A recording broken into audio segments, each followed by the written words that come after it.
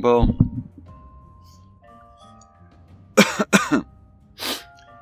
Eh bien bonjour à tous, petite vidéo de fin d'année. Alors oui, je suis dans mon camion parce que j'ai pas le temps.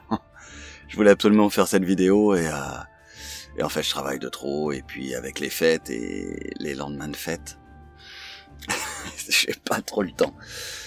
Alors je voulais faire cette petite vidéo de fin d'année pour vous parler déjà de l'algorithme source. J'ai pas le temps d'écrire. Mais je pense qu'on va avoir la fin. Il me reste normalement, il doit me rester 3, allez, grand max 4 chapitres. Je suis en train d'écrire le 13e, doucement. Et je pense que fin janvier, au plus tard fin février, vous aurez la fin de l'algorithme source, avec ce retournement de situation, du moins la révélation qui, j'espère, va vous faire un waouh. Enfin, c'est prévu comme ça normalement. Voilà, petit chocolat du matin. Et donc ensuite, pour le programme de 2024, le vrai programme de 2024, je vous ai prévu alors 2 grosses nouvelles. Une qui s'appelle Sous hypnose. Grosso modo, l'histoire, c'est un thérapeute spécialisé en hypnose qui va avoir comme patient un jeune homme qui a eu un accident et donc qui a perdu la mémoire, et il va écrire sa thérapie hypnotique de manière à faire ressurgir la mémoire antérieure, ce qui est enfoui en lui, pour qu'il puisse retrouver la mémoire. Et donc il écrit, il s'enregistre, et après il s'écoute. Le problème, c'est qu'il va s'écouter et il va y avoir un blanc. Il va pas perdre connaissance, il s'est passé quelque chose. Et pendant ce quelque chose, vous imaginez bien que il y a autre chose qui se passe.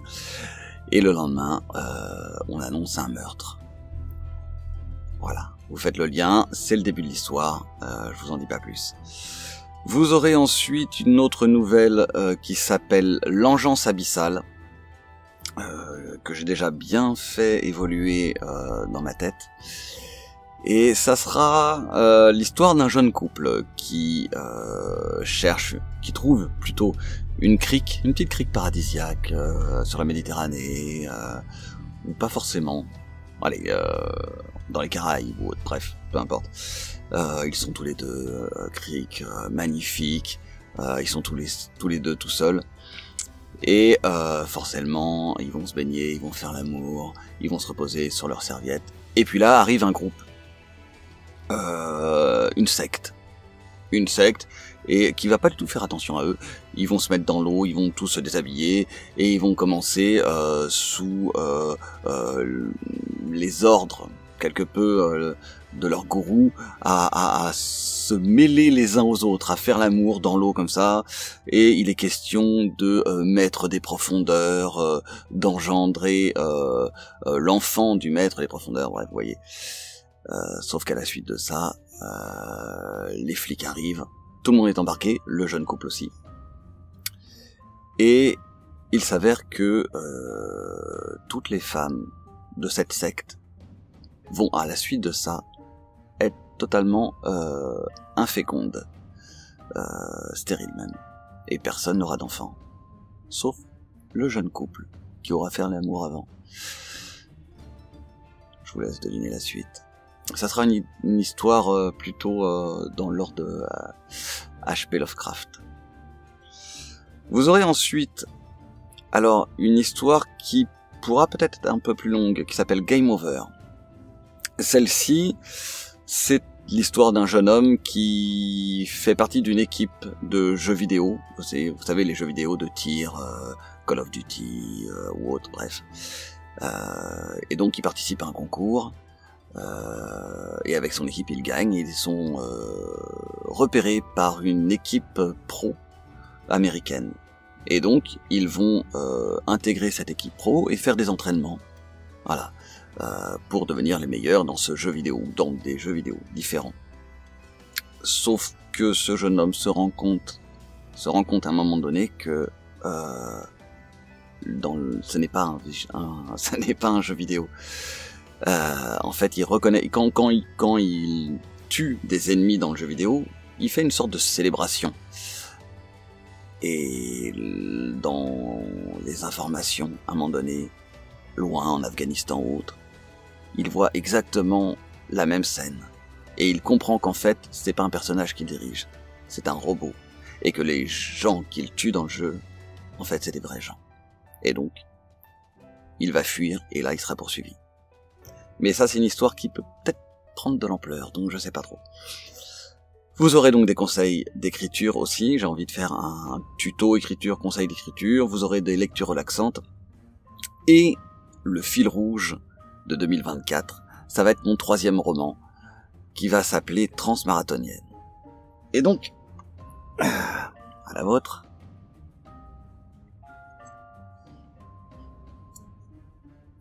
Je vais vous faire le petit pitch du premier chapitre, histoire de vous mettre l'eau à la bouche.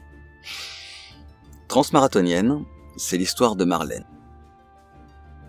Marlène a plutôt fui sa vie parisienne et son ex, Dimitri. Elle est partie alors qu'elle venait de donner naissance à Camille, une jolie petite fille. Ça fait 6 ans, maintenant qu'elle est descendue à Antibes, dans le sud de la France. Elle s'est fait des amis, elle travaille en tant qu'aide-soignante, elle a sa collègue Séverine, ses amis Sab, Marc, et elle s'est reconstruit une nouvelle vie, et elle prend ses habitudes. Sa fille a maintenant presque 7 ans, et elle, Marlène, j'ai un peu décousu, hein, on est le matin pour vous, pour moi c'est le soir, ça fait plus de 10 heures que j'ai travaillé, il va falloir que j'aille dormir, mais il faut absolument que je fasse cette vidéo. Alors,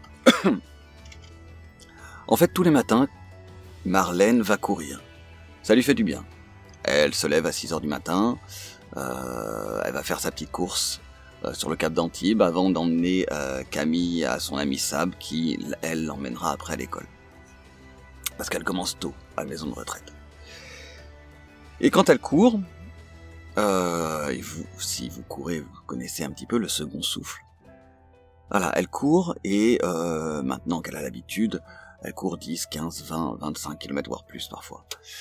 Et quand elle atteint ce second souffle, ce moment où en fait elle ne sent plus les douleurs de son corps et que son esprit part un petit peu ailleurs et que son corps continue de courir et elle est complètement, elle est ailleurs, elle est dans une forme de transe. En règle générale, elle part un petit peu sur le dernier film qu'elle a vu, la dernière série, le dernier bouquin qu'elle a lu, elle pense à Camille, d'autres choses complètement divers et variés. Parfois c'est un peu n'importe quoi, c'est un petit peu comme ses rêves. Vous savez, ces rêves à demi éveillés que vous pouvez plus ou moins diriger. Sauf que ce matin-là, alors que elle arrive pas loin de l'Eden Rock, qui va après la mener jusqu'au phare du Cap d'Antibes, elle a une transe, un rêve, une vision, appelez ça comme vous voulez, pas tout à fait normale. Elle ne peut pas, elle ne contrôle rien. Et dans cette transe, elle se voit, elle, du moins elle croit que c'est elle, dans une ruelle sombre.